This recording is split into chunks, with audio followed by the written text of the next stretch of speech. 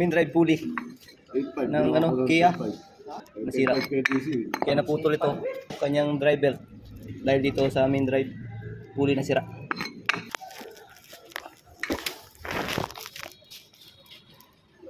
Yung bago.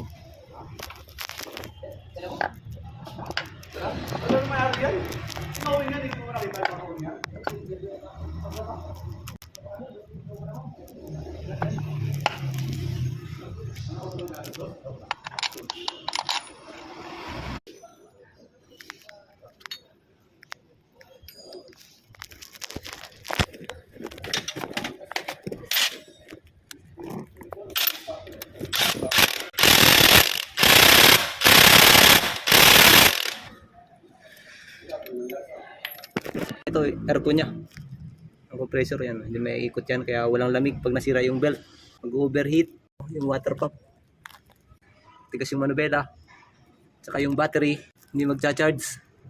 Kaya mayari titik na lang kayo pag ito